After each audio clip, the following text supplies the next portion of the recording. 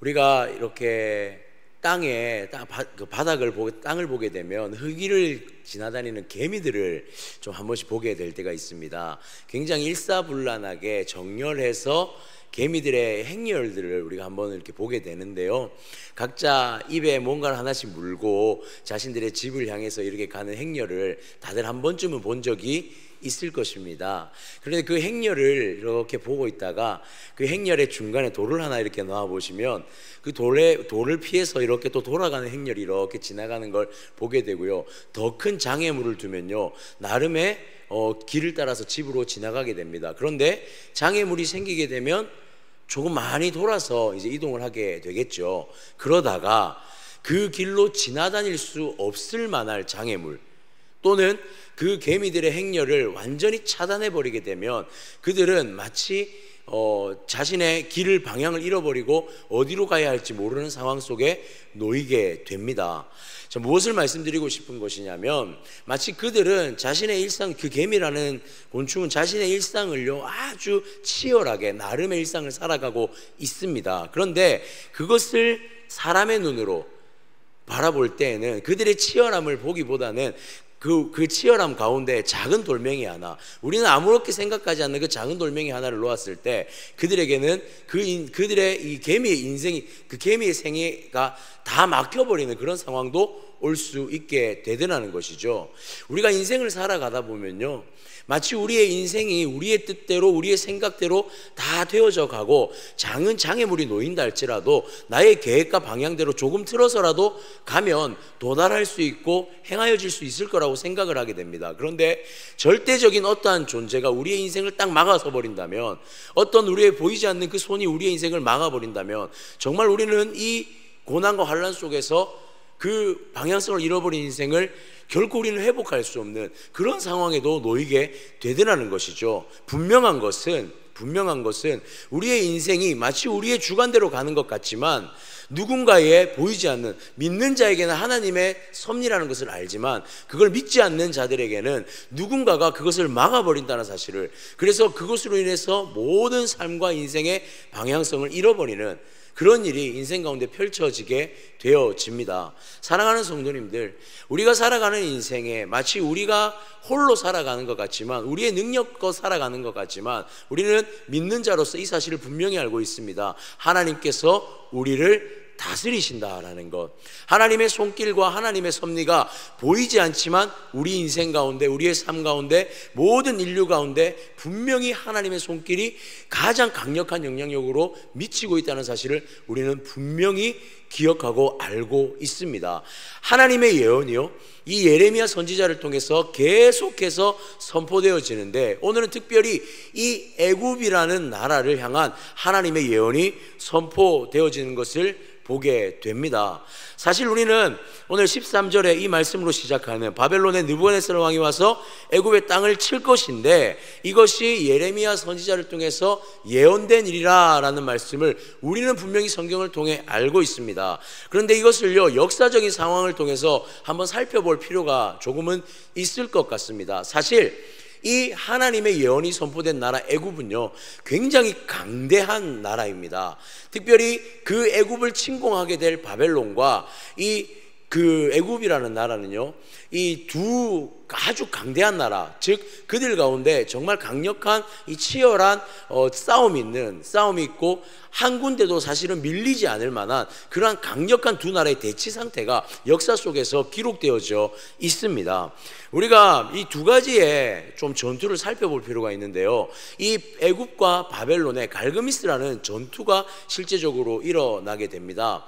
이 1차와 2차에 걸친 이 갈그미스 전투 가운데 사실 이 두 강대국의 싸움이 일어나는데 1차 갈그미스 전투는 진짜 멸망했던 나라, 즉 아수르죠. 아수르와 바벨론의 마지막 이 전투 가운데 아수르를 지원했던 나라가 바로 애굽이었어요. 그러니까 이집트였죠.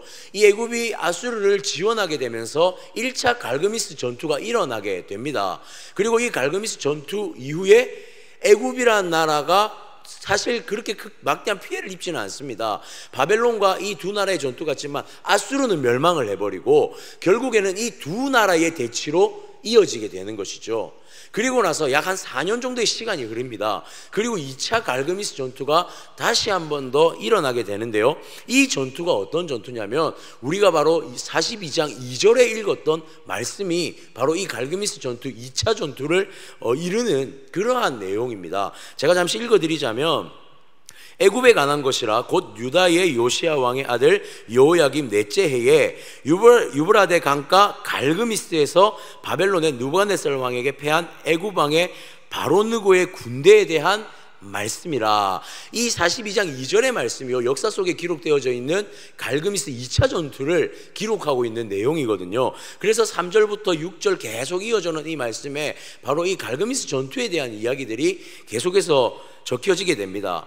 여러분, 바벨론에 이 기록되었던 왕이라고 일컬어지는 느부갓네살 왕이요, 사실 갈그미스 2차 전투에서 실제로 바벨론의 왕의 상태는 아닙니다. 아버지였던 선왕이 이 갈그미스 2차 전투에 지병으로 인해서 직접 나오지는 못하게 됩니다. 그래서 그 아들인 느부갓네살 왕을 전장에 투입시키게 되고, 느부갓네살 왕은 천부적으로 이 전쟁에 타고난 사람이었거든요. 그 가운데 애굽을 기습 공격하여서 전투에서 승리하게 됩니다. 그리고 애굽의 그 전투에서 승리하게 되지만 사실 즉위식을 거쳐야 하기 때문에 이 아버지가 서거하게 되고 즉위식을 위해서 바벨론으로 돌아갔다가 다시금 전쟁을 일으켜서 애굽을 침공하게 된단 말이죠. 이 기간들에 일어난 일들이 사실 바로 이 예레미야에 기록된 이 42장부터 기록된 말씀들, 하나님의 예언과 직접적으로 연관된 역사적인 배경입니다. 배경. 자, 우리가 이러한 배경을 좀 가지고 살펴볼 필요가 있는 것이, 그 전투를 통해서 두 강대국의 한 나라였던 애굽의 그 기세가 무너지게 되는 사건이 생기게 되는 것입니다. 지금 하나님께서 예레미야 선지자를 통해서 예언하고 있는 이 장면들이 바로 이러한 배경을 가지고 있는데요, 우리는 오늘 예레미야서의 이 하나님의 예언을 보면서 이것을 단순히 두 강대국의 전투 정도로만 보아서는 안 된다라는 사실이에요. 분명히 역사적으로 기록된 사실이고 그 예언에 성취된 사건이지만, 우리는 단순히 이것을 역사적인 사건으로 조명해 보는 것이 아니라 우리는 이 역사적인 배경 속에서 무엇을 발견해내야 하냐면, 이것이 바로 이 전투가, 이 상황들이 하나님의 그 계획이고 하나님의 섭리, 하나님의 심판의 계획 속에 이루어진 일이라는 사실을, 우리는 그런 영적인 관점에서 바로 이 전투들을, 이 상황들을, 이 역사를 바라보아야 된다라는 말입니다. 그래서 우리가 오늘 이 말씀 볼 때 특별히 14절의 말씀을 보게 되면, 너희는 애굽에 선포하여 믹돌과 놉과 다바네스에 선포하여 말하기를 너희는 굳건히 서서 준비하라. 내 사방이 칼에 삼키었느니라. 이 전투들은 역사적으로 분명히 일어날 일이고 반드시 일어날 일인데, 이 일이 어떤 일이냐면 하나님께서 일으키신 전쟁이고 하나님께서 바벨론을 들어서 애굽을 치시는 영적인 전쟁이다라는 것을 우리는 분명히 보아야 한다는 것이죠. 특별히 15절 말씀을 보면 이것을 더욱더 명확하게 이런 시각으로 보아야 하는 것을 말씀하고 있습니다. 15절에 보니 너희 장사들이 쓰러지면 어찌함이냐, 그들이 서지 못하면 여호와께서 그들을 몰아내신 까닭이라. 여기서 장사들이 쓰러졌다라고 기록을 하고 있는데요, 장사라는 단어는 장사는 히브리어로 보게 되면 아비르라고 하는데요, 장사, 용사 이런 의미를 가지고 있습니다. 그런데 한 의미를 또 가지고 있는 것이 무엇이냐면 수소, 이 황소를 이야기하고 있어요. 황소, 힘이 거센 황소에 대한 그런 단어로 이 단어를 사용하고 있는데, 이 황소는요 애굽의 풍요의 신인 이 아피르라는 신을 의미한다고 합니다. 즉 이 싸움이 어떤 싸움이냐면, 하나님이 장사를 몰아냈다라는 말은 단순히 힘센 사람들을 몰아냈다는 의미가 아니라 애굽의 신을 격파했다라는 의미예요. 애굽의 신을 하나님께서 완전히 몰아내셨다라는 그런 의미를 담고 있는 것입니다. 그러니 이 전투는 더욱더 하나님께서 주관하시는 전투라는 것을, 이 역사라는 것을 우리에게 이 성경의 예언을 통해 분명하게 말씀해 주고 있는 것이죠. 바벨론과 애굽의 전투, 이 갈그미스 전투에서 이어져 온 애굽을 더욱더 몰아넣게 되는 이 전투들은 철저히 하나님의 심판에 의한 일들이었다라는 것을 의미합니다. 무엇보다 오늘 말씀 가운데 여러 단어들을 통해서 이 심판의 일이 하나님의 일이라는 것을 더욱더 확증시켜 주고 있는데요, 19절의 말씀 한번 볼까요? 애굽에 사는 딸이여 너는 너희를 위하여 포로의 짐을 꾸리라. 노비 황무하며 불에 타서 주민들이 없을 것이라. 이렇게 말씀하고 있습니다. 그런데 여기서 보니까 애굽에 사는 딸이여 라고 말하고 있습니다. 이 애굽을요 여성으로 그렇게 칭하고 있는 것을 보게 됩니다. 그냥 단순히 애굽이다 라고 말해도 되는데 왜 애굽을 이 여성의 딸이라고 표기를 했을까요? 실제로 예레미야 18장에 보면 이스라엘에 대한 멸망을 예언할 때에 이 이스라엘을 무엇이라 칭하면 여성으로 칭하고 있습니다. 이 이스라엘은요 여성 명사로 이렇게 딱 정해져 있거든요.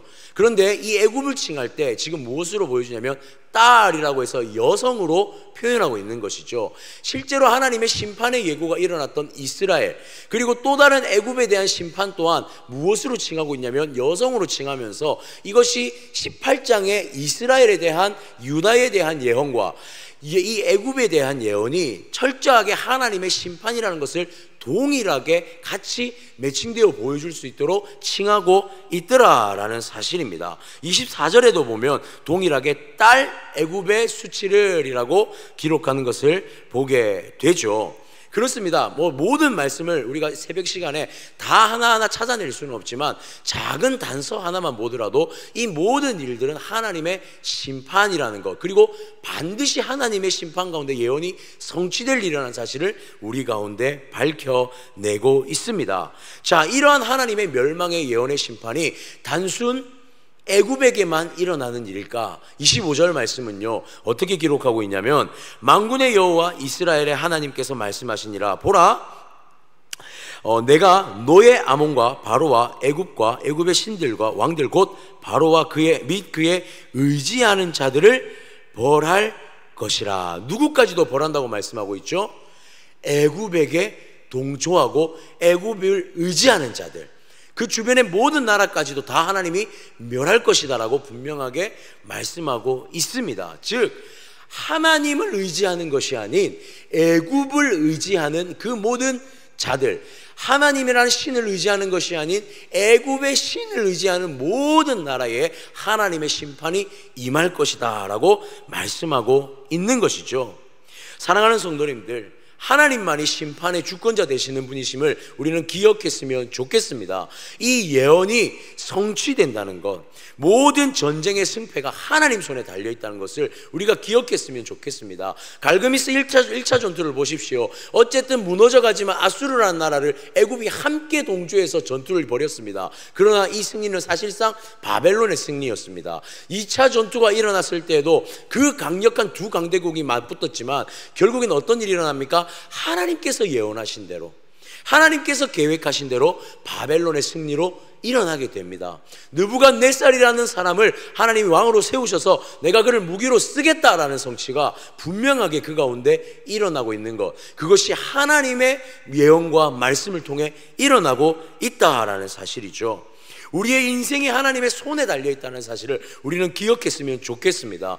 눈에 보여지는 것에 승리가 있지 않습니다. 그리스도인이라 함은 우리 진짜 하나님을 의지하고 믿는 자라고 말할 수 있다는 것은 우리의 영적인 시야를 가지고 영적인 안목을 가지고 하나님의 나라를 발견하며 하나님의 나라를 의지하고 하나님의 능력을 붙들고 살아가는 것, 오직 그분께만 의존되어져 나아갈 때에 우리의 인생의 승리가 보장되어진다는 사실을 우리가 이 새벽에 기억했으면 좋겠습니다. 자, 그런데요 26절의 말씀에 보니 하나님은 심판의 하나님으로서, 그러나 하나님은 또한 구원의 하나님으로서의 그러한 하나님의 예언이 그들 가운데 주어지고 있는 것을 보게 되어집니다. 26절 말씀 한번 볼까요? 내가 그들의 생명을 노리는 자의 손, 곧 바벨론의 느부갓네살 왕의 손과 그의 종들의 손에 넘기리라. 그럴지라도 그 후에는 그 땅이 이전같이 사람 살 곳이 되리라. 여호와의 말씀이니라. 분명 하나님께서는 멸망을, 심판을 예고하셨지만 그들 가운데 무엇을 보여주시냐면 희망과 소망을 그들 가운데 보여주고 있다는 사실을 우리는 보게 됩니다. 이 대상이 누굽니까? 27절에 보니 내 종 야곱아 두려워하지 말라 그렇게 말씀합니다. 그리고 27절에 보니 또한 야곱이 돌아와서 평안할 것이다 라고 말씀하고 있는 것이죠. 자, 이 야곱은 누구입니까? 유다, 하나님의 백성, 이스라엘 백성들을 말하고 있는 것이죠. 자, 그런데요, 하나님의 이 희망과 소망의 선포인 너희들이 다시 돌아와 살 것이다 라는 것이 절대적인, 그러니까 그들 가운데 그냥 가만히 있어서 일어날 일은 아니다라는 거예요. 28절이요, 그들 가운데 하나님이 어떻게 회복시킬 것인가에 대해서 마지막으로 예언하시는데요. 한번 읽어보겠습니다. 여호와의 말씀이니라 내 종 야곱아 내가 너와 함께 있나니 두려워하지 말라. 내가 너를 흩었던 그 나라들을 다 멸할지라도 너는 사라지지 아니하리라. 여기까지는요 소망과 희망의 말씀입니다. 그런데 그 뒤를 보면 내가 너를 법도대로 징계할 것이요 결코 무죄한 자로 여기지 아니하리라 하시니라. 아멘. 여기서 보시면요, 하나님께서 그들을 징계할 것이다 라고 말씀하세요. 그리고 내가 너희를 무죄한 자로 여기지 않을 것이다 라고 말씀하세요. 앞에서 하는 말씀과 뒤에 이 말씀은요 조금 차이가 있는 것 같습니다. 어떤 의미냐면, 너희들이 하나님 앞에 온전히 회개하고 돌아올 때에, 하나님 앞에 온전히 회개하여서 너희들의 문제가 깨달아질 때에 하나님께서 그것을 통해 다시금 회복시키겠다라고 말씀하고 있는 것이죠. 하나님의 백성으로 여겨진 이스라엘 결코 사라지지 않는다 말씀합니다. 그러나 하나님은 분명히 말씀하세요. 너희에게 징계는 있을 것이다. 너희가 지은 그것들이 다 갚아질 것이다. 그리고 너희가 하나님 앞에 온전히 회개하고 돌아올 때에서야 비로소 너희들의 회복이 이루어질 것이다 라고 말씀하고 있습니다. 다시 한번 그들이 몸을 돌이켜 하나님께 의존되어질 때에, 그때에서야 너희가 다시금 너희 인생 회복을 경험하게 될 것이다 라고 말씀하고 있는 것이죠. 사랑하는 성도님들, 이 새벽에 우리가 이 말씀을 좀 기억했으면 좋겠습니다. 하나님은요 심판의 하나님이십니다. 그러나 심판을 주신다는 것은 다시 한번 회복시키실 구원의 손길 또한 있다는 것을 의미하고 있습니다. 그렇다면 그 하나님의 계획 가운데 우리는 무엇을 해야 할까라는 질문이 남게 됩니다. 우리는요 하나님께 다시금 의존되어져야 할 줄 믿습니다. 철저히 하나님께 다시 돌이켜야 할 줄 믿습니다. 믿는 백성, 그러나 우리는 여전히 연약하여서 하나님께 의존하지 않고 돌아설 때가 너무 많은 것이죠. 영적인 눈으로 하나님의 나라를 발견하지 못하고 하나님께 의지하지 못할 때가 너무나 많습니다. 그 과정 속에서도 하나님은 우리를 기다리시고 회복시키실 것을 약속하십니다. 한 가지의 조건이 있죠. 회개함으로 돌아오는 것. 그것이 하나님께서 요구하시는 이 애굽 예언의 사실은 핵심이라는 사실을 기억했으면 좋겠습니다. 오늘 이 새벽에 하나님의 말씀, 특별히 하나님께 철저히 의존되어져서 하나님의 손에 인생이, 우리의 삶이 맡겨지기를 소원하는, 그것을 놓고 기도하는 이 새벽이 되었으면 좋겠습니다. 오늘 이 한날 우리의 일평생이 철저히 하나님께만 딱 붙어서 하나님의 손에 그 인생 맡겨드리며 살아가는 우리의 삶이 되어지기를 주님의 이름으로 축복합니다.